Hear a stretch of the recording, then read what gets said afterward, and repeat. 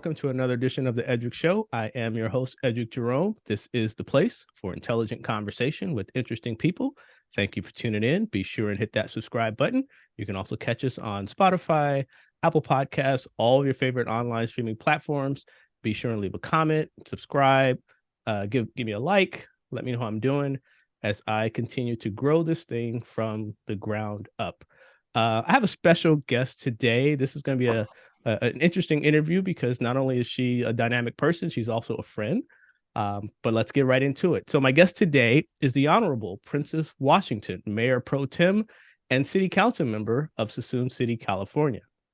Councilmember Washington received the highest vote total of all candidates in the last election, and she ran on a winning platform of public safety, inclusion, beautification, and improving the local economy.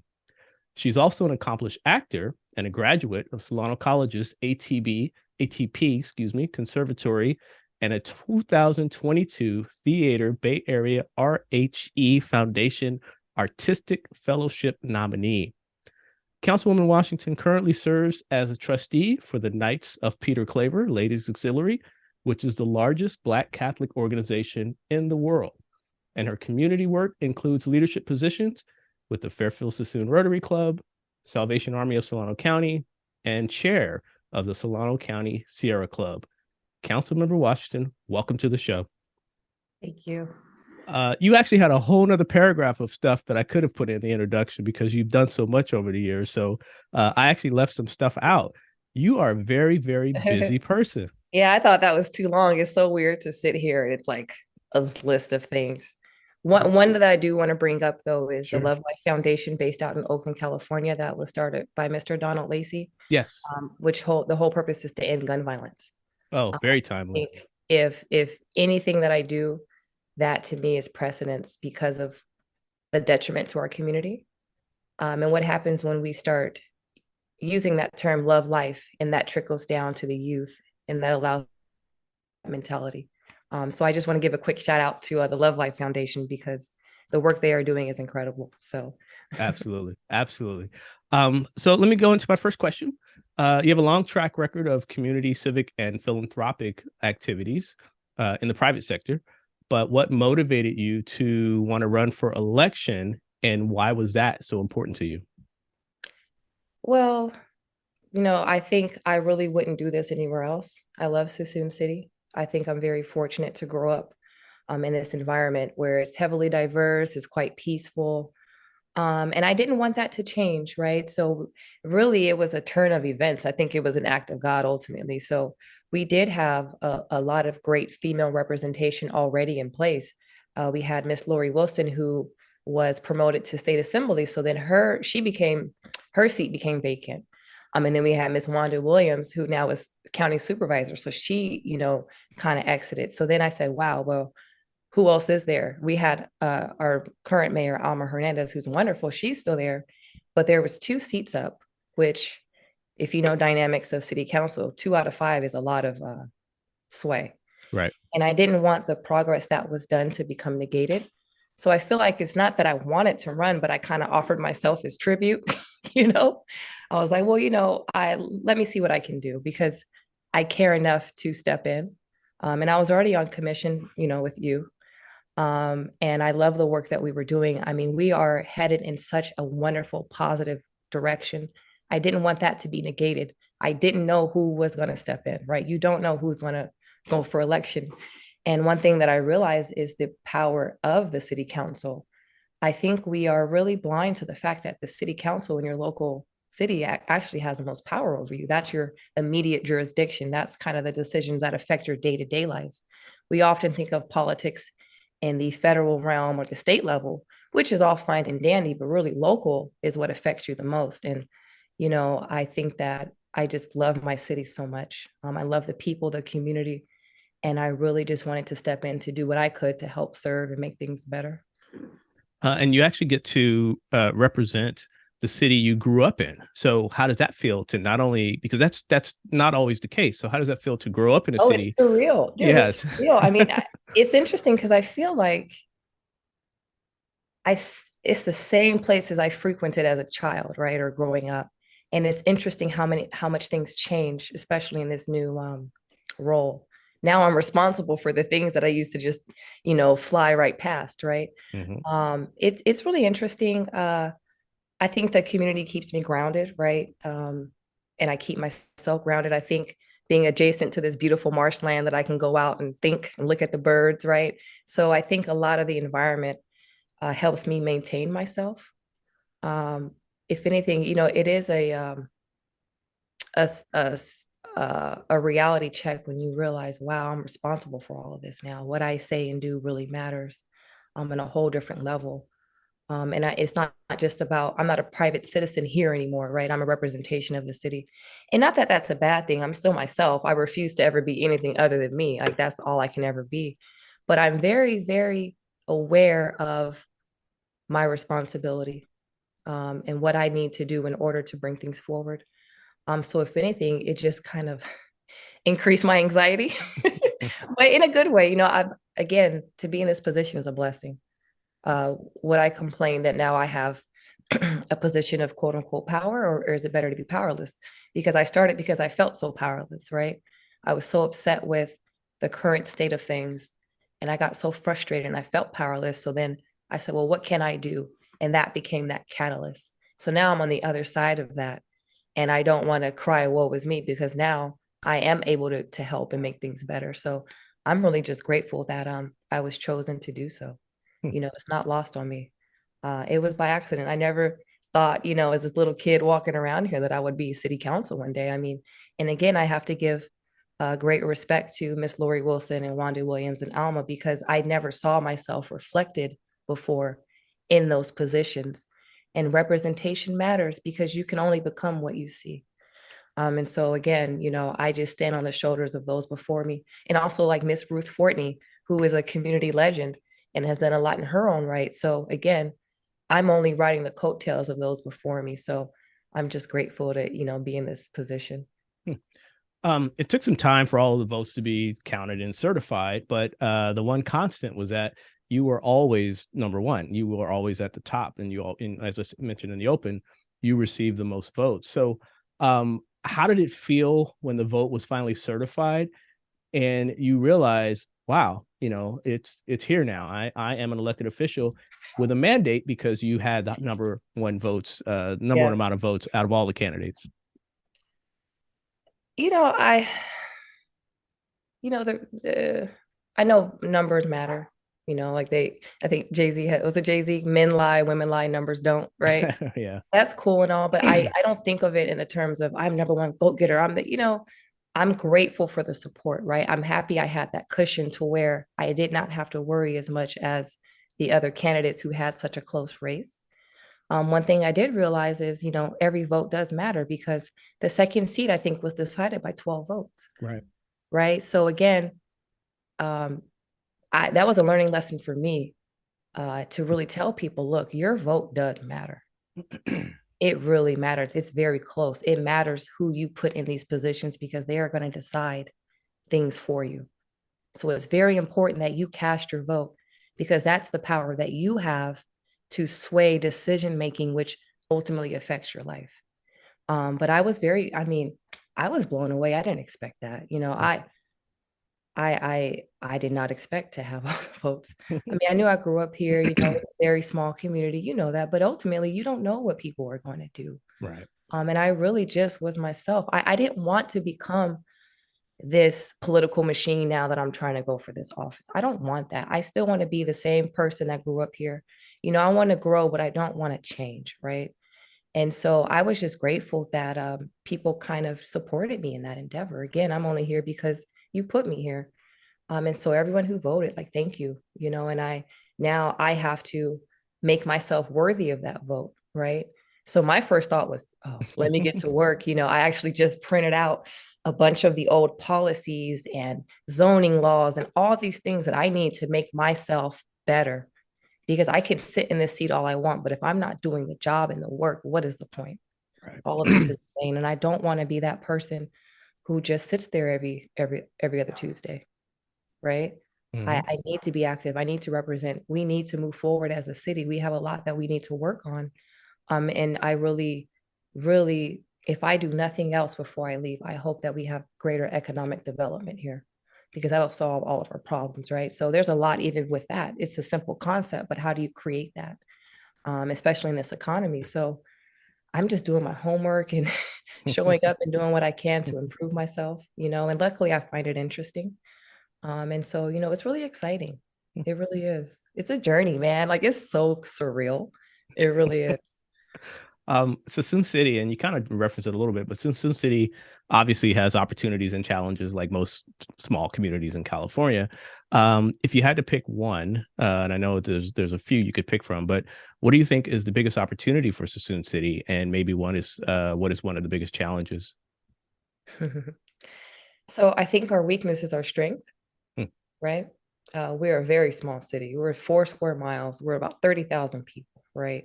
We're tiny, but that's what makes it beautiful. We kind of are buffered from a lot of what goes on in the larger cities because we're tiny and we're easily managed. Our greatest asset, I think, is our waterfront. I mean, we have a beautiful, beautiful waterfront here, access to the Bay Area. It's a great strength. But again, it's also our weakness because it's underdeveloped, right? Hmm. We have a lot of vacant buildings that need to be filled. We have a lot of blight right now, and it's underutilized. So that is also me working with our strength, which is our waterfront. But at this time, it's not reaching its full potential. So how do we make that happen? Um, and I think that's just going to take some time. I think that we're heading in the right direction. And because we're so small, we have 1/3 of the sales tax of any other California city, right? Because we're a bedroom community. So again, the strength of we have a lot of houses, people, they live here. They commute, they leave, they come back, they rest. So it's a great place to grow up. Quality of life is great. But again, there's no economic development because it's a bedroom community, right? So we don't have a lot of commercial businesses and things like that a city needs to support itself. So how do we kind of create what we lack? Because once we do that, we're perfect. Like the only thing we really lack is just revenue, Hmm. right? Everything else I think is just amazing. And I don't want to lose our strength, which is we're small town. Everyone knows everybody, the camaraderie. We're heavily diverse. We're equally represented with all race and ethnicities. It's amazing. I don't want to lose that. I don't want us to sell our soul per se, but we have to compete with the rest of the market, especially in the Bay Area. The fact that we are underdeveloped waterfront is just insane. I mean, it's ironic to have a underdeveloped waterfront. Usually, that's the high end and the draw of a place. So I'm really working to create that for us. And I think once we do that, like it's on and cracking. It's gonna be great. Um, I know the arts, especially performing arts, are very important to you, being that you're an actor, an accomplished actor, and performer. Um, what can the arts bring to a community, and why is it vital that there are performance spaces available for artists? Yeah, I was very blessed that the Harbor Theater was here when I was growing up. I think especially when you're a young person, like I've been through, depression and not understanding the world and all these feelings that a person can have. And I think they're natural, right? We're human. How do you articulate your humanity? And the performing arts is the one avenue that allows for that. Art is a reflection of humanness, humankind, human nature. So performing arts, especially, is man examining itself. And that can enlighten an entire culture or region, an area. And that lack, I think, is a terrible loss because what happens when you take away art from everyday life? You work, you toil, you eat, you go to sleep. But when do you get to enjoy? When do you get to observe? When do you allow your mind to absorb and think? And I think that that sort of element is intangible. I think it's really sad that the arts are not valued the way they should be because they are so profitable, it becomes a commodity. But when you bring commodity and numbers into something intangible and something that is an essence, if it doesn't measure up mathematically, then it becomes devalued, right? But how Mhm. can you place value in something so valuable? So that's the struggle. And, the reality is it does cost money to run a theater. It costs money to, keep the arts alive. And a lot of that is through patronage. So how do we create this culture where people seek art, or they want to see performing art, and not just the average, Rocky Horror Show every Right. Halloween, right? Right. But original works and things. So I'm very blessed to be a part of like Campo Santo Theater in San Francisco. They're at the Magic Theater. Sean San Jose is the artistic director. He's genius, right? I'm working on a play right now with Ashley Smiley called A God That Bleeds. These are all original works that are done. What happens when you have original works, especially people from color or disenfranchised backgrounds that start to reflect the masses, and you see yourself reflected in the storytelling? It's going to engage you more. Or someone who doesn't necessarily know the story of another culture or ethnicity. Now you are audience to this experience. That's really going to undercut a lot of ignorance, fear, apprehension that is so relevant right now in society. I really think that art is the only, well, not just art. I think, prayer or God or whatever your creator, I think that peace that comes from that and the theater, which to me kind of go hand in hand. I think that's the only solution because it creates a greater understanding. And so, one of my life's missions is to bring this theater back. That's like low key why I got on council. I hate to say it, but it all started because I was so frustrated that our theater was underutilized. And I'm like, what is this? What's going on? And that's why I joined the Arts Commission, right? So again, my love has brought me so far. It's brought me to this place. And I don't want to lose sight of that hunger that I had to bring that back here, that opportunity for children to express themselves, to have a safe space to be mad or angry or sad or whatever you're feeling, and let that out. Because when you don't let it out, what does it do? It eats at you, Mm-hmm. right? What happens? What is that poem? What happens to a dream deferred? It eats at you, right? You become this raisin in the sun. You need that outlet.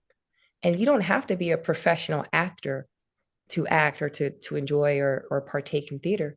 You can just take a class, and what does that do for you? It does wonders for public speaking, for confidence, for learning other cultures, reading these plays and these words that were written, in the past or for the future, right?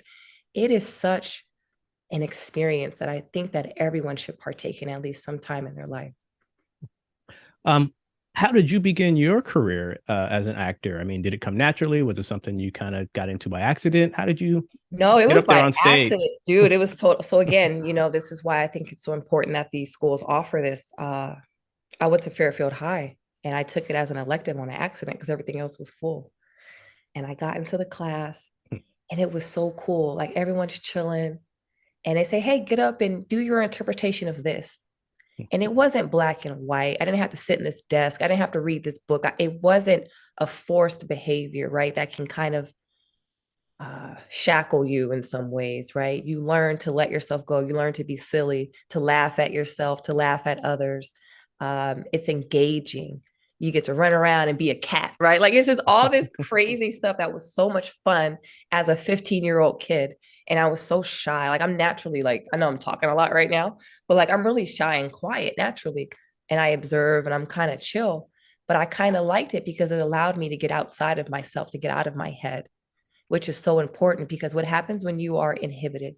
What happens when you are closed off or you feel like you can't express yourself? I grew up in a family from the South where children are seen and not heard, right? Amen. And, right. So that allowed me to like let everything out that I had to stuff, right? Like my parents had just went through a divorce. I had just lost my shame. My mother got sick. I was going through so much as an adolescent. And I just got so depressed. I didn't know what to do with all these feelings. And I really will always say that theater saved my life, right? Like I had church is great, but sometimes you need something that allows you to actually put it into motion, put it out, into the world in a tangible way that is not as passive as receiving, when you're sitting in church, right? And I think it saved my life. It really made me want to get up every day and go to school. So much so that it kind of overtook my life, and that's all I did. Right. My dad was like, what, my family, they're very old fashioned. They're like, you're going to go to college and be this. And I'm like, no, I want to be an actor. I'm going to be free. And it's like, yeah, it doesn't pay. I was like, I don't care. I just want to act. Like, I don't care what you pay me. Even to this day, like I'll do a project for free. If the script is good, I don't care what you pay me. I'm there. You know, it's about expression and creation and telling these stories. And it's one of the oldest art, it's one of the oldest forms of being.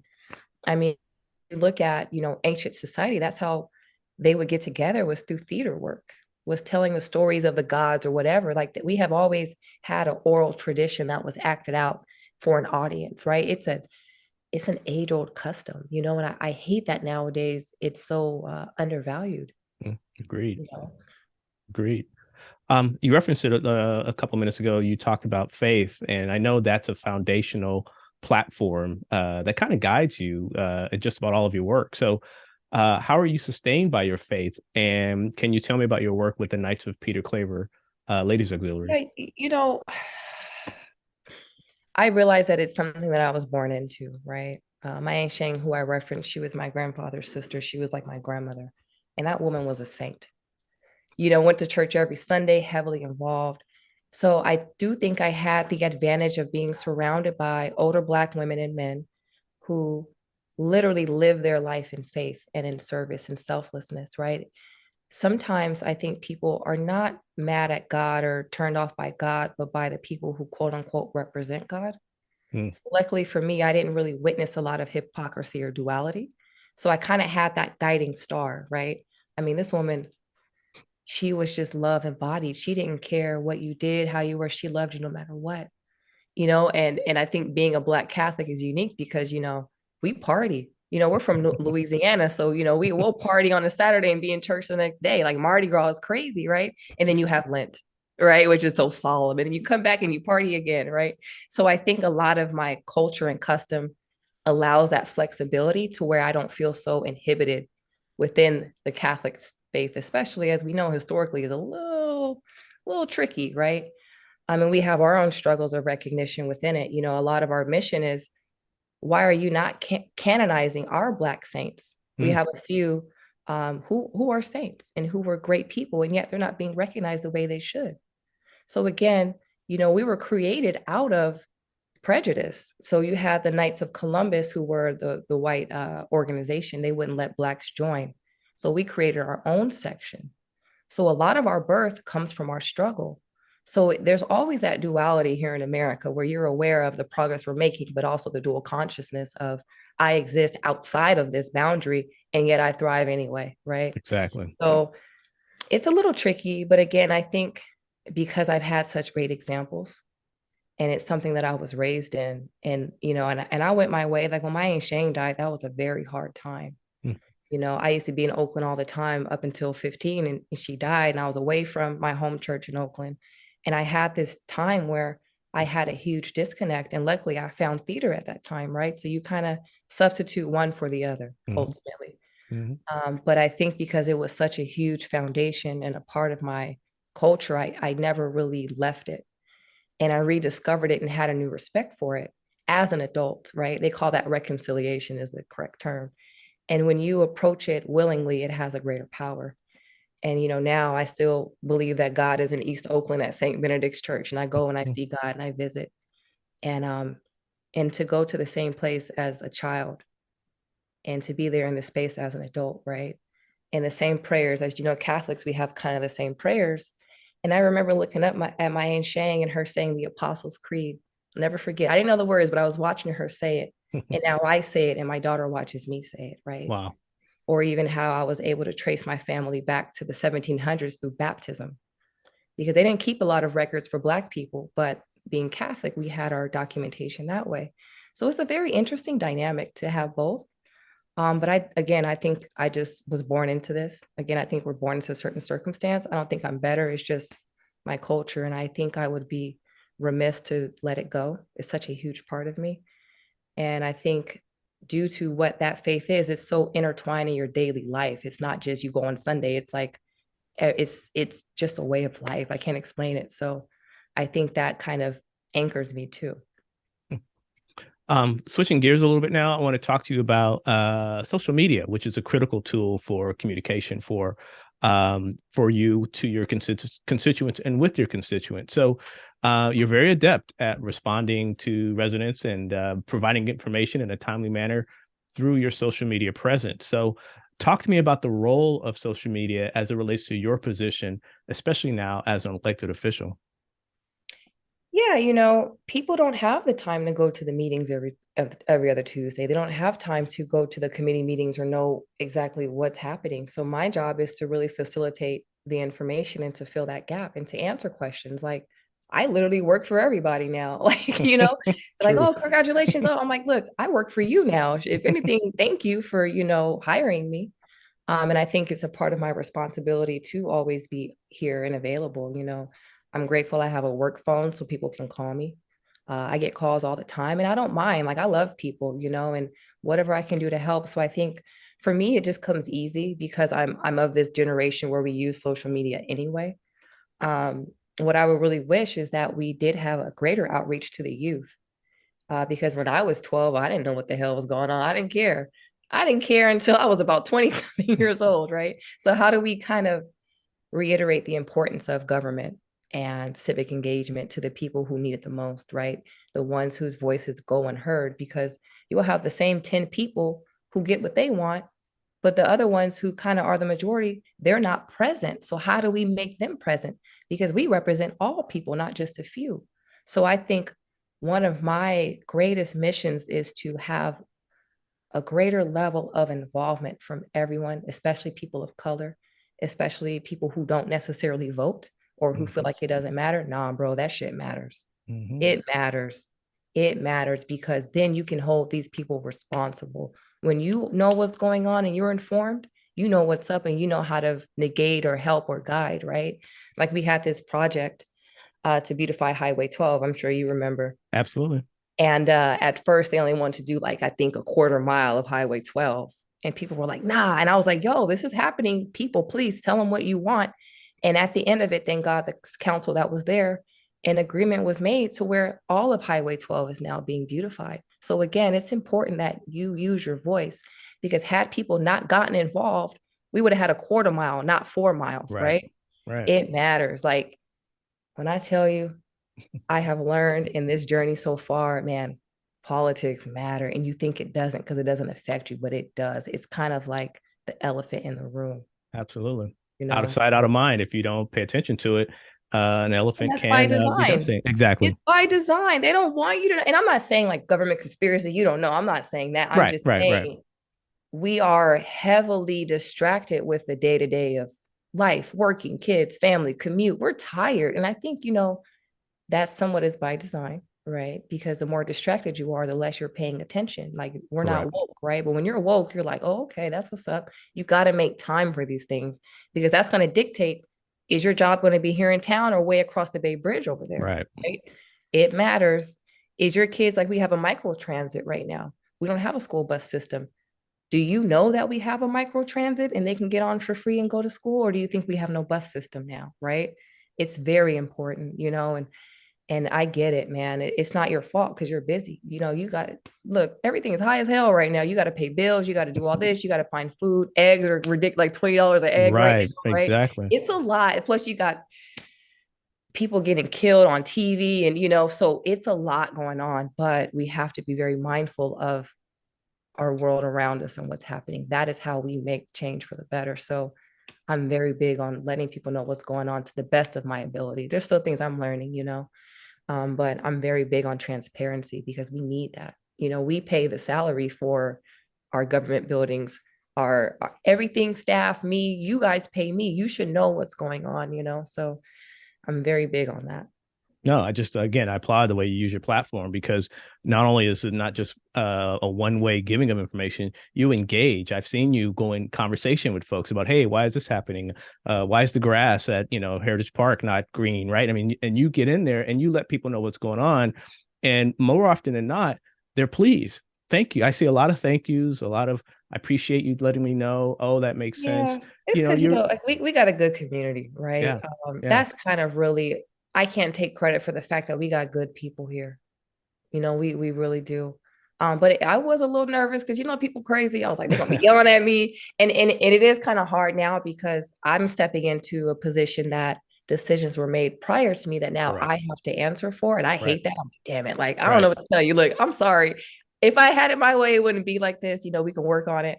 But again, I have to give credit where credit's due, and the people are just amazing here. They are. Like, thank God for that. I don't walk around here, feeling like they want to assassinate me. Like, it's cool. I'm like, I run into them and it's fine. It's always love. And it may not always stay that way. You can't please everyone, right?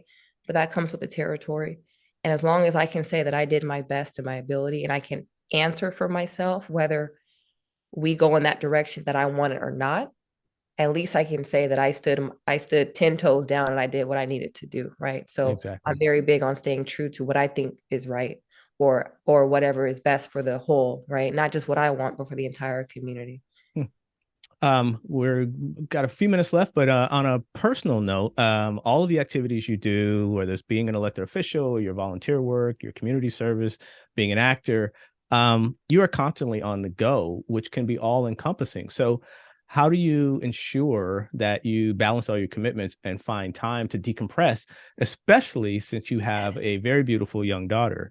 Yeah. You got to make the time. Like, we went to Tahoe for the day on Saturday, right? We had the best time.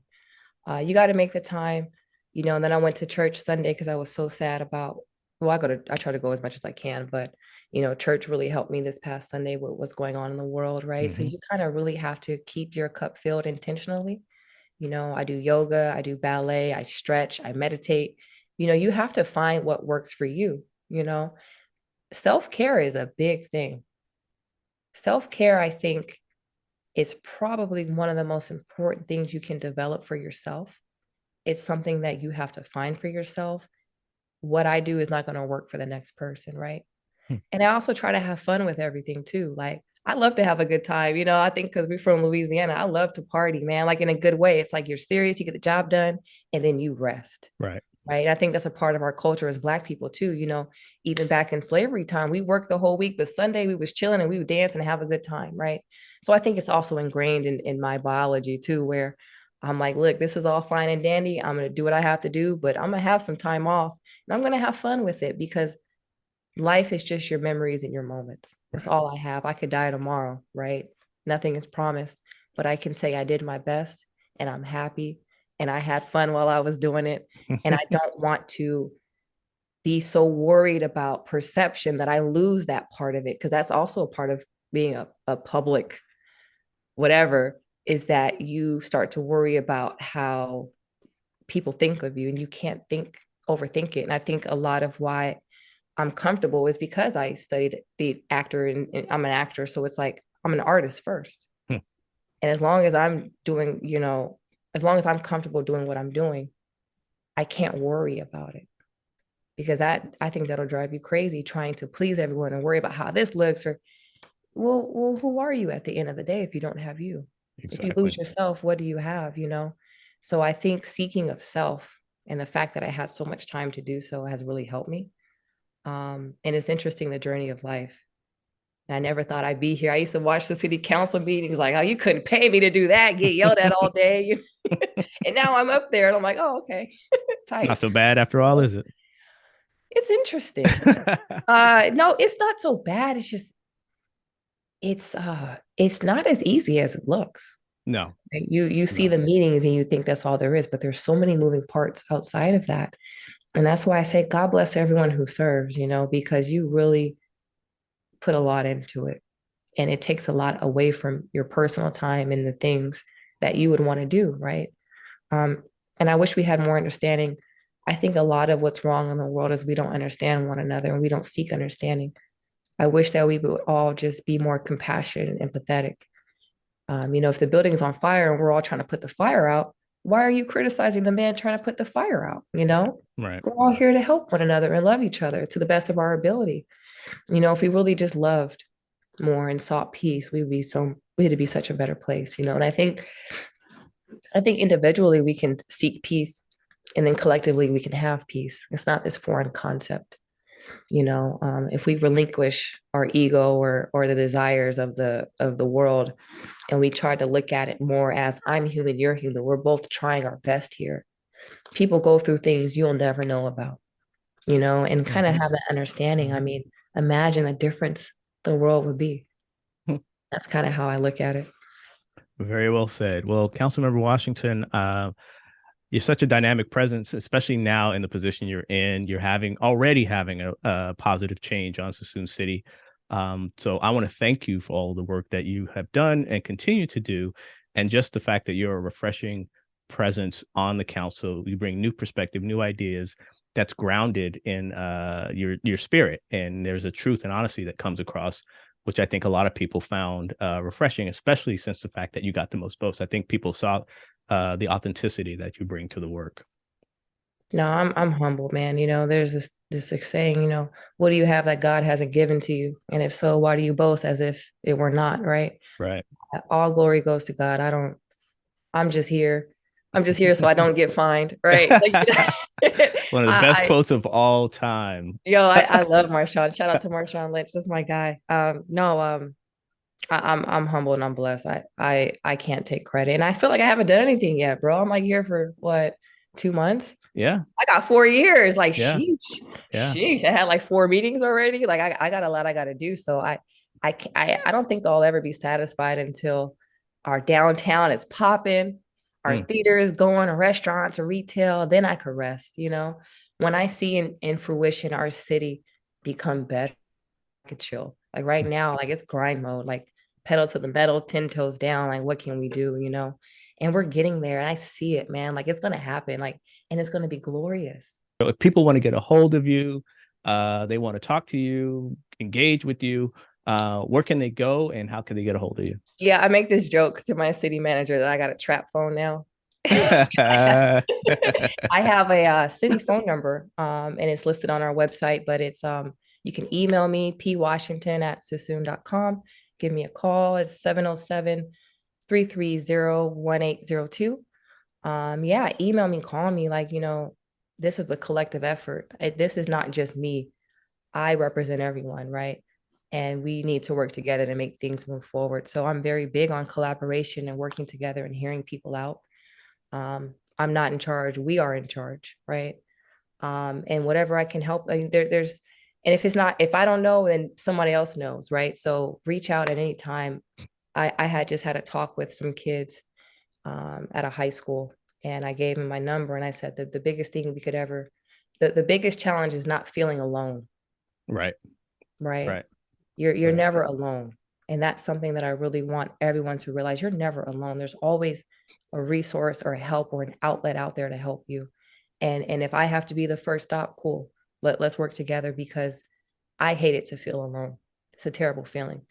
And none of us are alone. We're all in this together. And that's something that I want to leave, is that we're all in this world together. And everything we do affects everyone else. There's always a cause and effect. So whatever you need, like reach out. I'm here. Hit me on my line. It's lit. Totally fine. And we'll put links in the on the YouTube page so they'll be able to get right to you. So again, the Honorable Princess Washington, Mayor Pro Tem and City Council Member of Suisun City, California. Thank you so much for the time, and thank you for coming on the Eddrick Show. No, thank you for having me. It's always a pleasure, Eddrick. I appreciate you. You're very welcome. This has been another edition of the Eddrick Show. I am your host, Eddrick Jerome.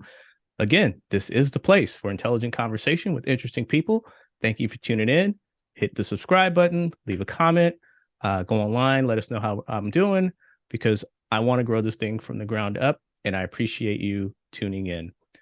We will catch you on the next episode, and we'll see you then.